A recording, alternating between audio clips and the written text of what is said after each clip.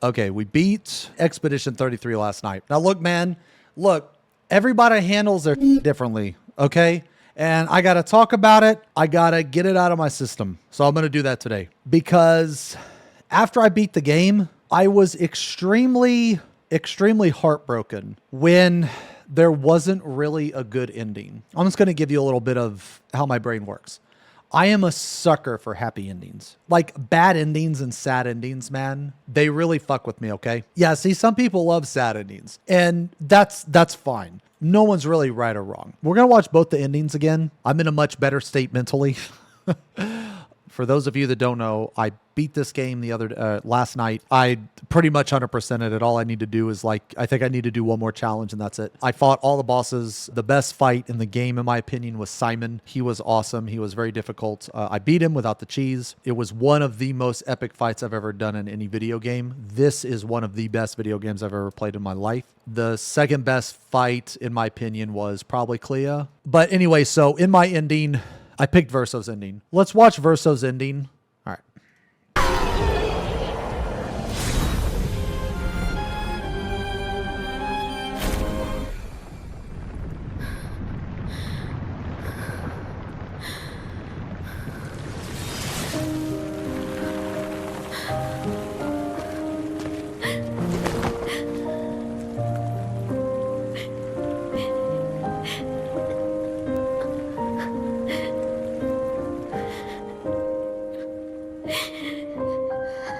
I'll explain why I picked this after this. Don't leave me again. It's gonna be okay. It's gonna be okay, huh? You've got this incredible power to paint. You'll never have to suffer a life you don't want. You're okay. You're okay.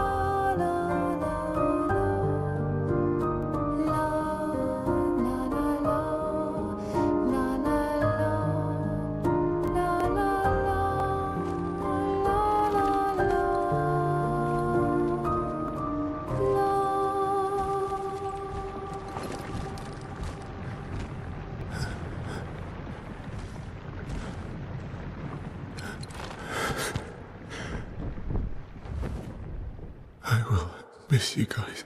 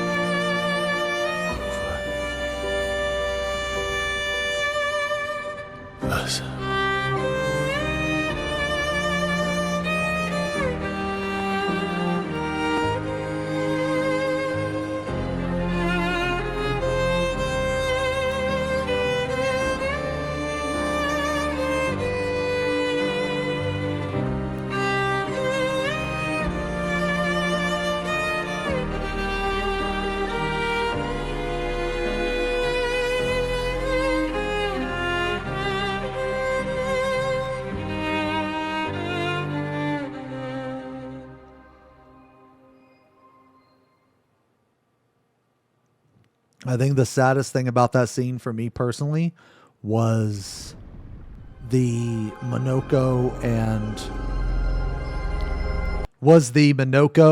and SK part.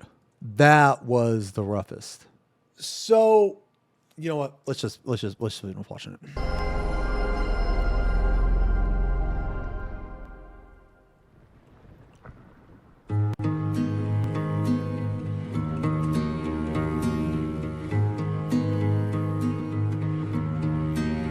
Miroir du temps,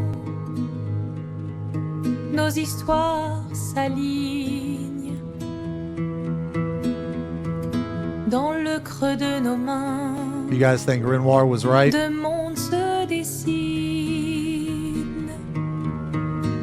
L'un I think de so. rêve, Yeah, I think so. où le chagrin s'efface. L'autre nu et réel, où notre deuil prend place. Au lendemain non écrit, sous les étoiles, où tout commence, rien ne finit.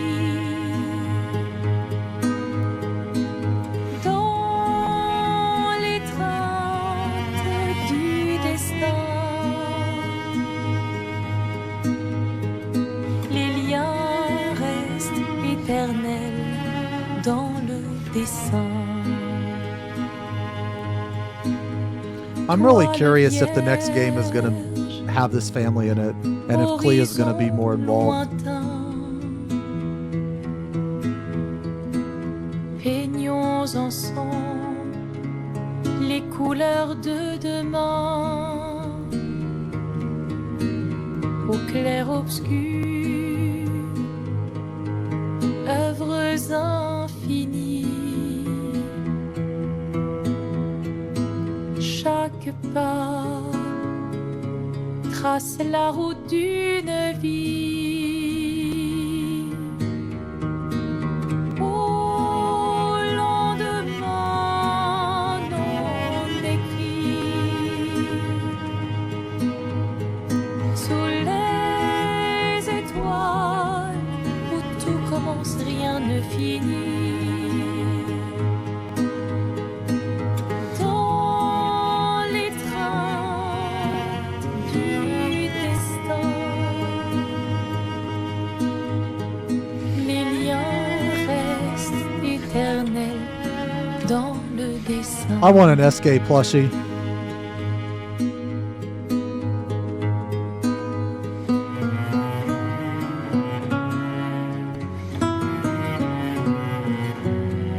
Yeah, I saw they said they were making it, yeah. Oh, no, me.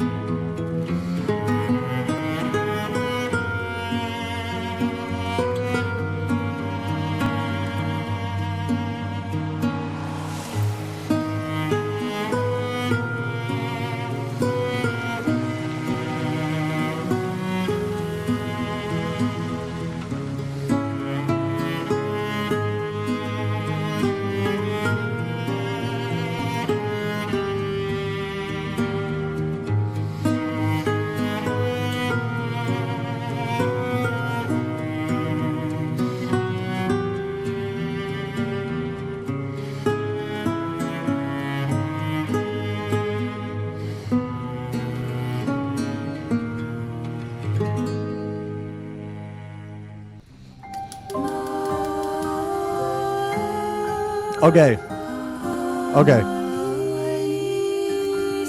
Okay. That's the ending I picked. Now.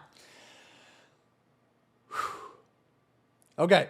I'm going to explain why I picked that ending. Yo, like I said, man, I thought about this a lot last night. And normally the ends of games don't really fuck with me too much. But this is, but I needed, how do I want to explain it?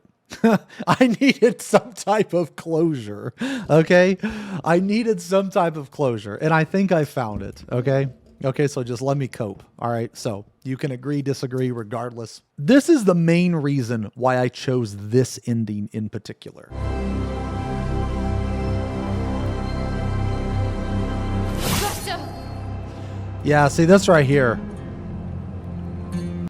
So that right there, this is one of the biggest things for me. And the reason why this is one of the biggest things for me, which is why I chose Verso's ending, is because this exact situation happened earlier in the game. And it happened when Maelle killed Painted Alicia. So basically, Alicia wanted to die. She didn't want to exist anymore. So when it happened earlier, the roles were reversed. Maelle killed Painted Alicia. And the reason why she did it was because Painted Alicia wanted to die. Verso was in the same spot as Maelle is now.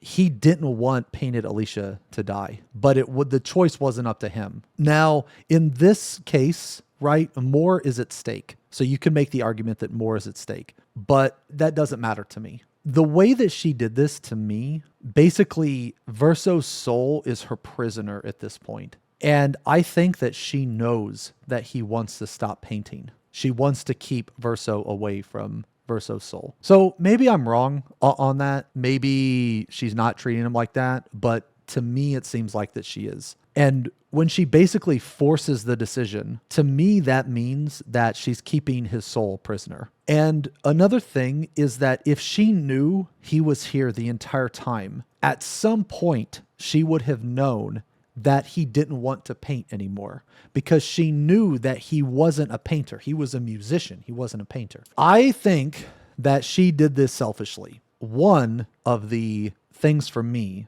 why I picked Verso's ending, was because of her actions here. Like right now, she's being a hypocrite, basically, because she told Verso earlier that she didn't kill Alicia. Alicia wanted it. To me, it's not fair if Verso's soul wants to stop painting, but she's not letting it happen. I don't want to say she's like a bad person, but yes, I know she's a hypocrite, but there's a reason why. It's because she's sad. You know, it's because she's sad. That doesn't make her less of a hypocrite, but she's doing it because she's sad, okay? This was one of the main reasons why I chose Verso, because I feel that as the creator of the painting, like his feelings should matter, what he wants should matter. You could also make the argument, well, what about all the people that painted?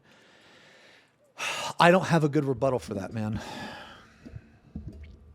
I don't. The only thing I can say, and this might sound cringe, is bad spawn point. I don't have a rebuttal, and I think this is one of those cases where there's no right answer. Someone is going to lose. Well, no, I mean, but the thing is am I wrong, though? It wasn't like he planned to do this.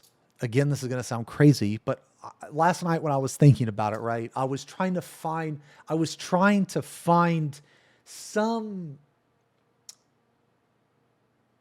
I don't know, man, like some way to cope or something. I'm not really sure. But the only possible thing that I can come up with is shit happens and it's nobody's fault. This is Verso's canvas, right? He obviously painted the canvas before he died in the fire. Okay?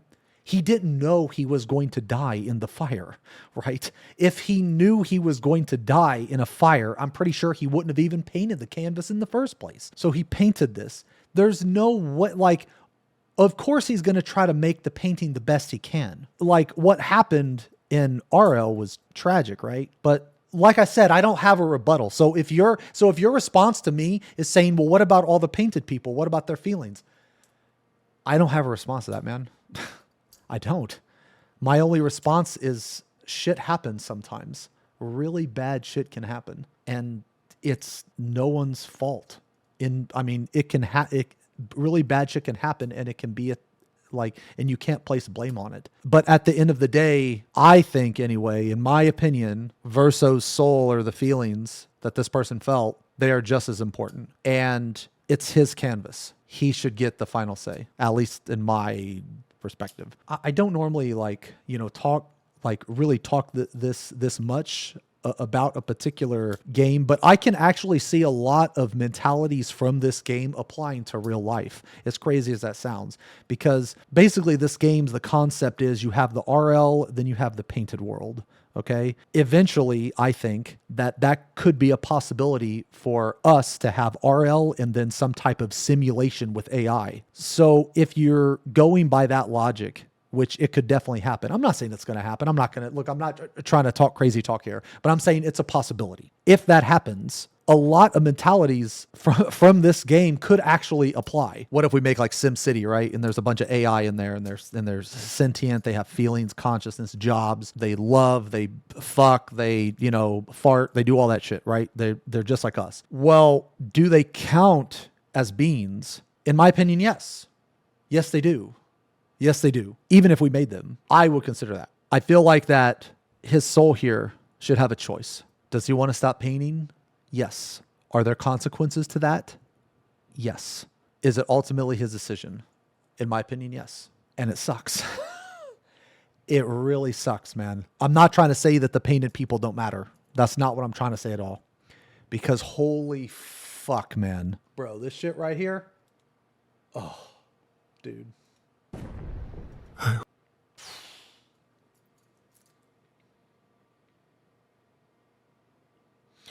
I can't even look at it. Like, Eske and Minoko were my favorite characters. They were my favorite characters, man. And the thing is, they both knew and they both supported Verso's decision. At least I think so. They were the ones closest to Verso. One of the things that helps me, cope with the fact that, they're dead, basically, you have to think about what they did in the past, right? Because, Verso said that he was alive for over 100 years. Well, during that time, Minoko and Eske had good lives. They had good lives. They had a lot of adventures. They had a lot of really good times together. I was thinking about it. And even though it's sad at the end, I think about all the funny moments. I mean, because nothing could last forever, right? So I think it was good. Oh, when Monoko was like, please help me. Yeah. I'm going to say the dialogue between Eske, Monoko, and Verso, that is some of the best dialogue between characters that I've ever seen, man. It is insane. Their interactions were some of my favorite, man. It was so good. So fucking good. It never one of the greatest things about this game is that none of the dialogue felt forced, at least to me anyway. It felt very natural. All right, so anyway, that was one of the reasons why that I picked. So another reason why is because, well, it's not in this video, but earlier Renoir said that he wants to trust Maelle. He wants to trust that Maelle will not lose herself in the canvas, but he knows that he can't trust her. He knows that she's lying to him. She even knows it because she doesn't want to leave the canvas. And this is another thing I've seen too, is that Verso saved her in real life, right? He saved her from the fire. So it only makes sense that he also saves her in this world. The more that I think about it, the more when he says you can just leave at any time. So she can also paint. Now she's young, so she still has a lot of years to learn how to paint, how to make worlds and stuff. And even though they won't be the same, their memories and experience that she went through, she can carry that with her to the next painting. The people all stories, all friends, eventually it comes to an end. How you deal with that, everybody's different, right? But for me, I try to carry, the good things, my good experience with me as long as I can. She had a ton of good experiences and, really funny moments and stuff throughout this story. There is nothing stopping her from giving Verso his wish and then just painting a whole new world. And who's to because this world isn't the end all be all, there could be another canvas or another game perhaps, where she could create stuff that is just as good as this. But if she stays in the canvas and dies, then in my opinion, all of this story is for nothing because she dies. The canvas is destroyed because there is no fucking shot that Renoir is not destroying this fucking canvas if his daughter dies in it. There is no shot. You know what I mean? If she stays in it and she dies, then the entire story will die with her. So I kind of think of her as like the person that carries on all this history in this world. And she can apply that to more and more paintings. That's like another reason, is that she can always make a new painting. And while it won't be the same, you can use parts and I guess memories, like positive memories, like good memories of what you've experienced and apply it to the next thing. So in a way, this story still kind of lives on through her. You know what I'm saying? Whereas if she stays in the canvas and she dies, not only does the painting get destroyed, but she's also dead. So the story just pretty much fucking ends like completely 100%. And I feel like this scene here is really, really good. Because to me, even though like they're waving, right? So they're waving, goodbye. These to me come off as like memories that she took into the real world. And I feel like that she's going to apply this when she decides to paint again or something like that. Just the fact that these characters existed outside of the painting, even if it's just in a memory, I think that's important. So anyway, whew. I thought a lot about this, and this is how I'm coping, okay? You guys can agree, you can disagree, you can have a completely different opinion, but I'm kind of just talking to talk, and we beat the game last night. I thought about it a lot. I'm sitting there trying to play Space Marine, man, and I'm sitting there trying to play Space Marine, and I can't get the fucking image of Minoko and SK and Verso hugging each other, and it's fucking with me, man. So this is how I cope. And I chose Verso's ending. I want Verso's ending to be canon, and I think it is the correct choice. And I want it to be canon because I believe, now we're going to watch Maelle's ending in a second. We're going to watch Maelle's ending after this. I'm almost done yapping. I want this to be canon, and I want this to be the correct one, not because I chose it, but because the alternative is so much worse. The alternative is basically Maelle loses herself in the painting. And if it's like Renoir said, and if it's like what happened to her mother, she's going to completely lose herself and she's going to die in the painting. And when she dies in the painting, Renoir is going to completely destroy that painting, and all the memories, all the events, everything that happened in Verso's canvas is gone forever. And I don't want that to happen. I would much rather her obviously live and carry on those memories into the next game, perhaps, or the next canvas or something like that. That's what I think, and I could be wrong. That's how I'm coping with this ending, man. Everybody's going to interpret it different. Also, I will be voting for Ben Starr. I want it to be known. I will be voting for Ben Starr this year for voice actor performance. I thought he did a very impressive job on Clive, but I'm going to be honest, man. His voice acting on Verso was, I think, better than Clive. And Clive was pretty fucking good. Clive was really fucking good. What if he's against SK? Oh, brother, we're going to cross that bridge when we get there. Okay. So, we watched Verso's ending. Now let's watch Maelle's ending.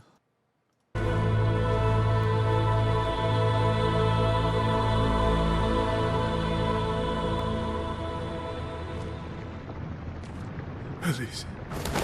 Thank you. Stop him from painting. Don't say that. Please, don't say that.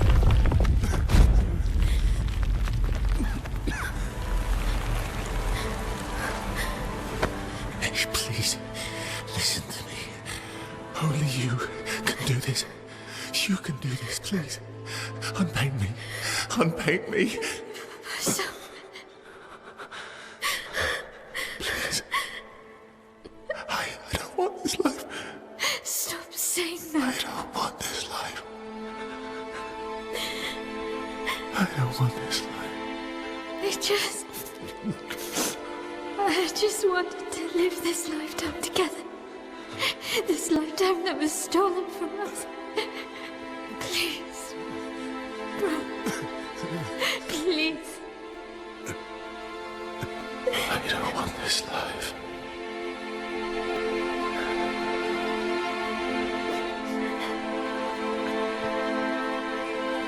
Help me.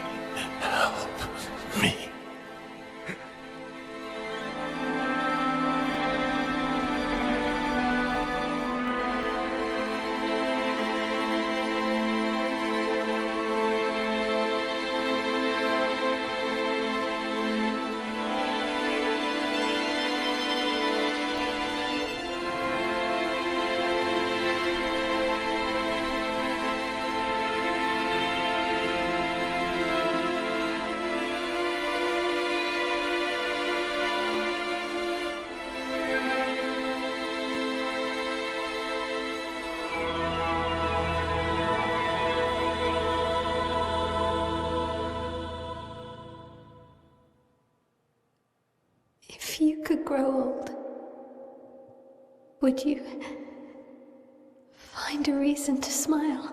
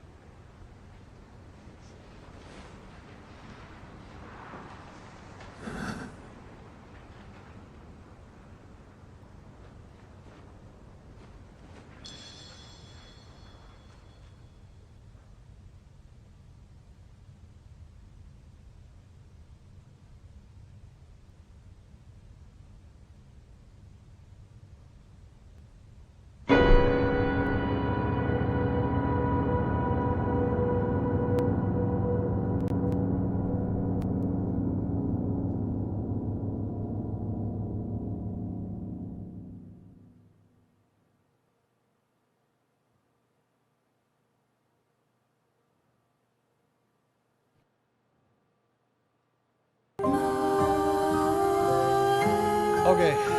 All right.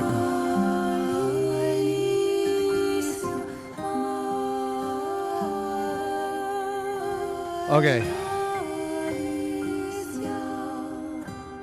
Okay. This fucking part right here, this is like torture. This is really fucked up. Holy shit, man. When he said, I don't want this life over and over and over and over again. Holy fuck. That's dark, man. Because she doesn't care, man. This part was very intense. This part was very intense, man. like it's obvious here, right? He just wants to die, just like Alicia. She's not doing that. You know what I mean? Like she didn't give him a choice. So right here is like extremely hypocritical and extremely selfish. And obviously she's forcing Verso's soul to continue. So in my opinion, he is a prisoner and she knows it. She didn't even give him the courtesy of not like repainting him or whatever, right? Even after this, even after keeping Verso's soul as a prisoner, she's not only keeping his soul a prisoner, but she's also losing herself in the canvas. And also she repainted him when he didn't want to be, or she brought him back or whatever. I love SK, man. Oh God, dude. This is the bittersweet part because like they're alive, right? But at the same time, they're not the same. Someone in chat mentioned it earlier, but it's like a dollhouse. Her ending to me seems like that all of these people are just puppets. I don't like this game captured facial expressions like insane, man. Like if looks could kill, you know what I mean? Holy fuck. Like this game's facial expressions are 10 out of, they're like a million out of 10, dude. And the reason I bring that up is because, I don't know, man, to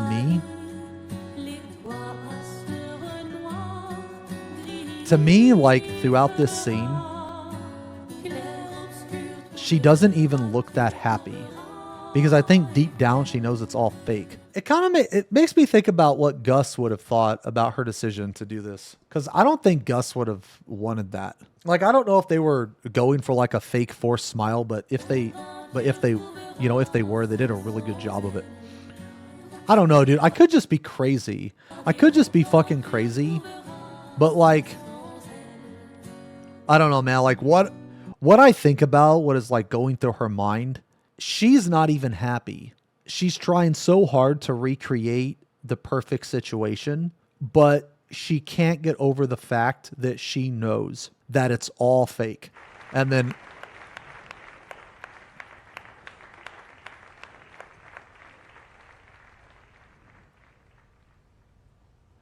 I don't know, man, the nod is just like, to me, that nod is like, you better fucking play the piano and you better fucking like it.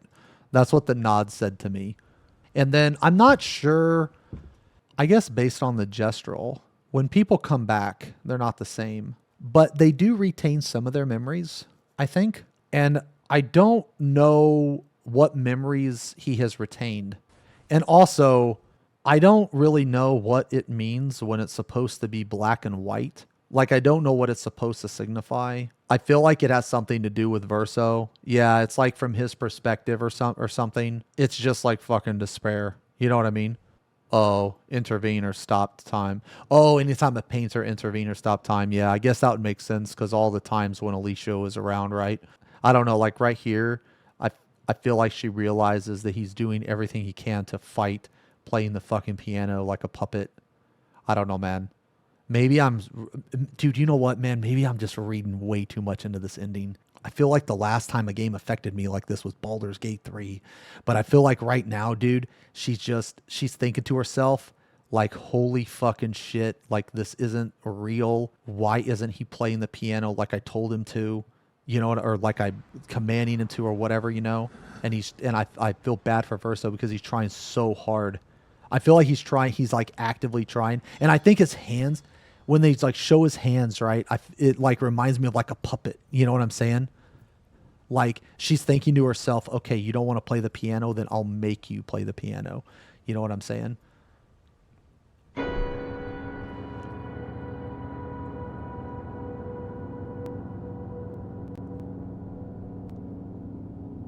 This fucking evil, man.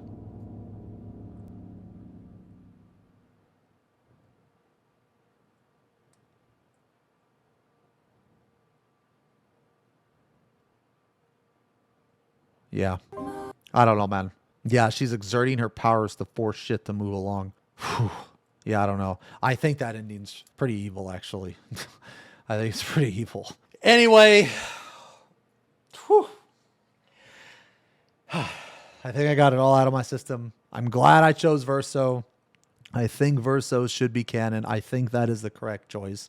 I think that with the Verso ending, Maelle is not evil. She learns, she deals with her grief. She moves on. She becomes a much stronger person. She carries those memories with her. She applies her knowledge, experience into the next painting, and the memories of Verso and Eske and all of the characters, they live on through her. That's what I think.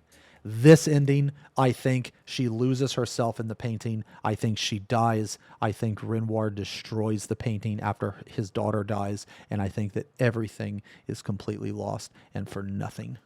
I think that this is actually the darker ending. But I will say this, and you bring up a good point, Fran. I will never forgive Cleo for not visiting Fran.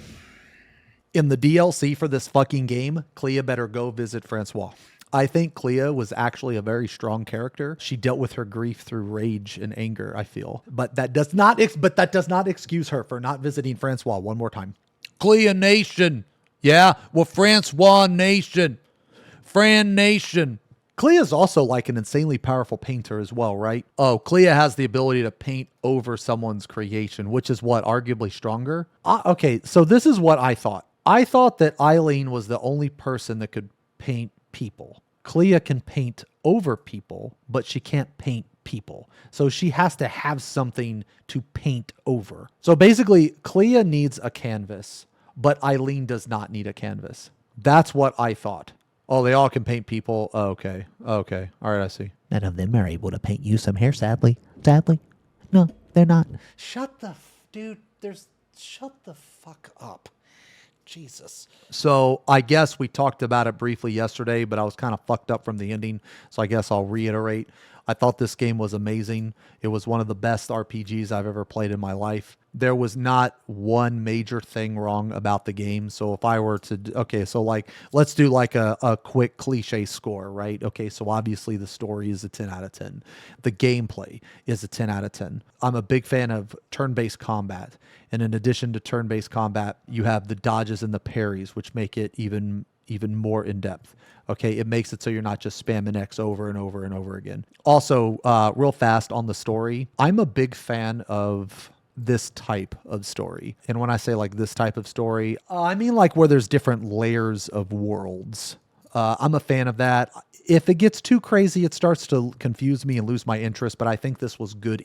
This was just enough. I think it was just enough. I think you have the RL world, then you have the painted world, and I think that's good. I was also a big fan of other stories like, The Matrix. I was a fan of The Matrix. I was a fan of Inception, shit like that. Another really good thing about this story is that the story is very confusing at first, but not overly confusing, in my opinion. And the story delivers. It gives you pieces of it. So it's basically like the entire playthrough is like a puzzle. The entire playthrough is like a jigsaw puzzle. And every often you get a piece. And after the entire puzzle is solved and you know everything, and this goes into the gameplay section, so I guess it's kind of a mesh of both. There's a new game plus, but also in addition to having like just leveling up and getting more powerful builds and more busted builds, in addition to that, there's actually another reason to play the game. And that's really fucking hard to accomplish in a single player game. And that reason is because you're so confused for the first 70% of the game, or 60%, whatever, that when you go back, things will mean more. So even though it's the same story, now you're going in with knowledge that you didn't have the first time, if that makes sense. I actually didn't know that. You can see Verso saving Maelle. I didn't know that, actually. You can see Verso following the party through all the first... Oh, I didn't know that, actually. But anyway, so going back to my point, right? The gameplay-wise, which I guess actually leads into my next point, is replayability. How much replayability does this game have? I think this game actually does have replayability, and I think that is incredibly hard to do with a single-player game. This game actually surprised me. So I would say, obviously, story is 10 out of 10. Gameplay is 10 out of 10. What about the atmosphere, the look of the game, the graphics? That's like Obviously a 10 out of 10. Like it's actually incredible how amazing the game looks because of where it takes place. They pretty much had as much creativity as they possibly can. So yeah, so I noticed that actually the lip sync is very off. I didn't really knock it for that, and the reason why is because for me personally, I didn't really give it shit for that, and the reason why is because I normally read subtitles. But another reason is it could have been a lot worse. Like in Final Fantasy VII Remake, sometimes the characters, their jaw, like, they talk like this, you know what I mean? Like sometimes it's like that. It's really jarring. Do you guys know what I'm talking about though? Where they're like the bottom, like their bottom jaw, like, I don't know, dude. Maybe I was the only one that noticed that. But I did notice the lip sync though. I didn't really care too much, but I could see how some people would. Yeah, it was off, but it didn't really bother me too much, honestly. But I think the visuals were insane. I think the characters look great. I think the environments look great. I think all the abilities were really cool. The music, I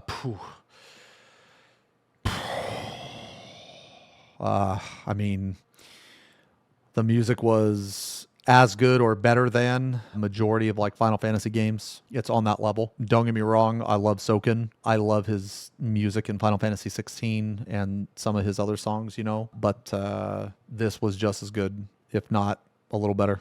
Yeah. One of the very first things that I liked about the game actually was the music. When I saw the original trailer, whoever the fuck made that trailer knew what the fuck they were doing. Like, dude. Product not yet rated. Dude.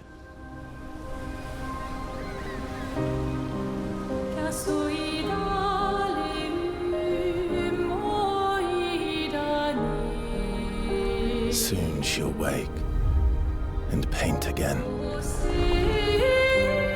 Paint a new number, ticking down every year. One stroke, and everyone of that age vanishes into nothingness. Every year she paints again, and every year an expedition departs for the continent with one hopeless mission: destroy the paintress so she can never paint death again. We'll break the cycle so she can't steal anyone else's future. This world is full of wonders. Yet everywhere we go, we walk with death. Do you mean we're the only ones left? That is so good.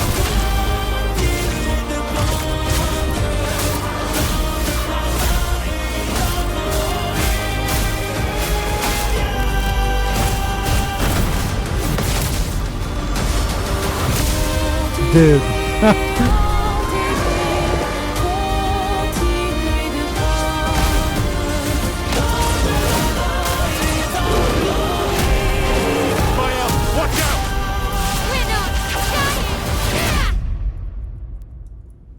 Even if we fail, we lay the trail for those who will come after.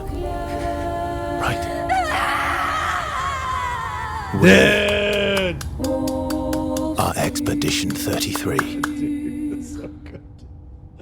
I'm a big fan of when music syncs up with like visuals. I'm a huge fan of that, man. And dude, they whoever the fuck put this trailer together was like, nah, bro, let me do this shit. Dude, insane, man. Gustav in Act 2. You know, I'm actually in New Game Plus, can you play as Gus? No, I think that like you should be able to play as Gus in like New Game Plus. I think you should be able to use him as a character like throughout the whole game. Like, who cares? You know what I mean? Like, it's New Game Plus. Who cares? You know? Yeah, I just, like I figure in New Game Plus, they should go wild, right? Just fuck it. You know, just whatever, man. You should be able to use Verso like in Act 1, Gus in Act 2 and 3. Like, who cares, man? You know, just have him in the menu or something. How will he work? His weapon doesn't give him perks. I mean, I don't know. They could just give him Versos. I don't fucking know, man. Like, I mean, there's a lot of stuff that they could do. It would just take more work. And I understand why they didn't do it. Like, I'm not holding it against the game. But anyway, yeah, man. Like, so going back, gameplay 10 out of 10, replayability 10 out of 10. There's definitely a reason to replay the game. You know what? I feel like the replayability, it's not really a number scale. Is there a reason? It's not necessarily a number. I think it's a yes or no. And yes, there definitely is a reason to replay the game. And that's very important to me because replayability is very important to me as a game in general, which is why I think that Final Fantasy 16, the New Game Plus, is fucking trash. I think it's really bad. I don't think that they did enough in New Game Plus in Final Fantasy 16. I would have liked to see the fights be harder. I would have liked to see more encounters, different encounters. And Final Fantasy 7 is just a fucking joke. Hard mode is an absolute joke. All it is you can't use MP. That's it. Or you can't recover MP. Like it's a fucking waste of time. You don't gain anything by doing that. It's just obnoxious. It's very clear to me that they just slapped on hard mode. Like that's it. So replayability is very good. Music is obviously 10 out of 10. Combat's 10 out of 10. All that stuff. Like I think that this game is going to, I really, really hope that this studio continues to make games like this. I hope that on their next game, what I'm afraid of is because this is such a great game, is that I think that people are going to expect another game exactly like this, like just as good. And I feel like that even if their next game isn't as good as this, it is still going to be amazing. However, I am very confident that because of how much work that they put into this game, that they could make another game as good as this. So they'll get the FromSoft treatment. Yeah, so like, even though I'm not really a fan of like Dark Souls, I do enjoy like Dark Souls and stuff. They are extremely consistent with their games. Like, I respect FromSoft a lot, actually, as a developer. I think they're very good developers. Hopefully this game will see DLC. I know they mentioned it briefly, and I hope their next game is just as good as this, which I mean, I'm confident it will be, but even if it's not, that's okay too. As long as the studio doesn't change like what they did with this game, I'm pretty confident that they'll continue to make quality shit, man, because this is just insane. This game reminds me of when I played the original Final Fantasy VII on release, and when I played Chrono Trigger on release. It's just like, I mean, I don't know if the word revolutionary is, if it fits here, but it's groundbreaking, man. It changes the way that this type of genre is made. I feel like this game really did that. Like, after I played this game, like, I don't know about you guys, but I look at games differently now. Like, I look at RPGs differently now. I think the future of turn-based games is this style, for sure. I love turn-based games and the fact that it's not just sit there and just normally attack. You have to actually dodge. You have to actually parry. I think that it is a very good combination of action combat with turn-based combat. I think that they took really good things about multiple games. This game's combat has all of the stuff from some of my favorite games. Now, I understand the developer said that they didn't really know or play Super Mario RPG, but Super Mario RPG was very, very unique in the parry system. Now, it wasn't near as crazy as this, but it was one of the first of its kind, right? Super Mario RPG, I played that when it released. That was insane. Okay, get this shit. Back in the day, when Super Mario RPG was released, I went to Toys R Us. My mom said, Mom, can I get a game? She said, yes. So we went to Toys R Us, and I looked at the games, and I didn't really see any that I liked. And then I saw Super Mario RPG. Now, I wasn't the biggest Super Mario fan, but I loved RPGs. And I was like, wow, Super Mario RPG. And I literally bought that game because RPG was at the end of it. I was like, well, I kind of like Super Mario, but I love RPG, so let me get this. That was one of the best games I ever bought on a whim. And it was incredible. It was insane. Like, I wished it would have been longer. The only problem was the Super Mario RPG was kind of a short game for an RPG. And I mean, but I mean, that's fine. It's still a really great game. So basically, like, this game took the parry and attack system from like Super Mario RPG or Legend of Dragoon. It took the turn-based shit from Final Fantasy X, which, look, man, I will die on this hill.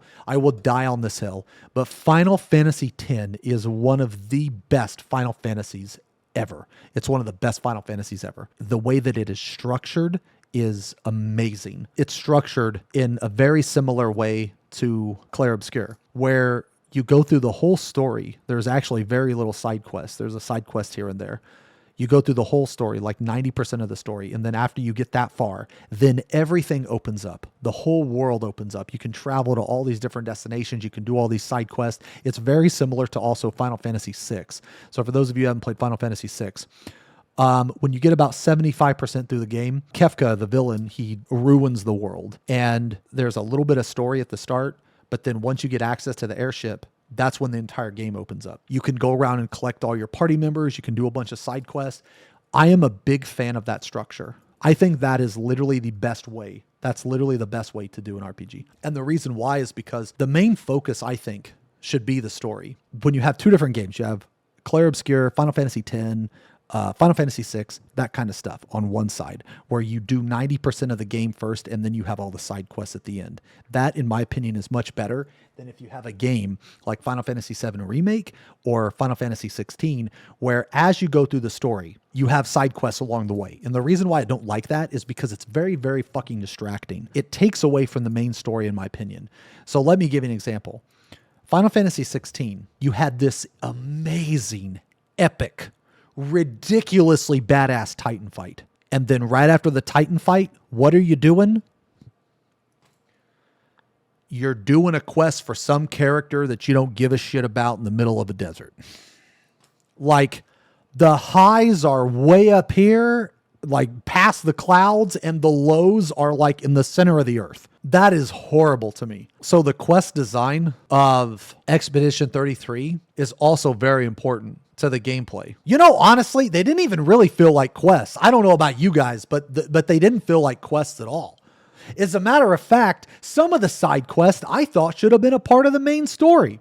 So, like, for example, I thought when you go to the Axon in the mountains where you do the Alicia side quest, I thought that should have been mandatory. But you can skip it. Like, that's crazy because that's such an important part of the story, in my opinion. So I thought that should have been mandatory. But the thing is like they didn't make it mandatory.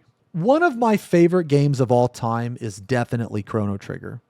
Another one of my favorite games of all time is definitely Final Fantasy VII. Final Fantasy VI.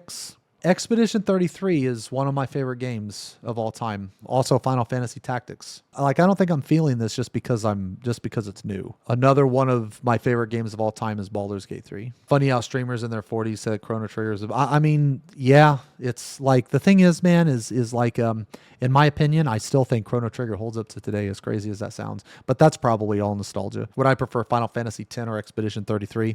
I don't know, man. I'm not sure, honestly. I mean, they're both amazing games. I mean, I don't want to say Expedition 33, but right now I'll say Expedition 33, but ask me in a couple years. Yeah, Chrono Trigger still holds up today, man. Dude, guys, when Chrono Trigger came out, it was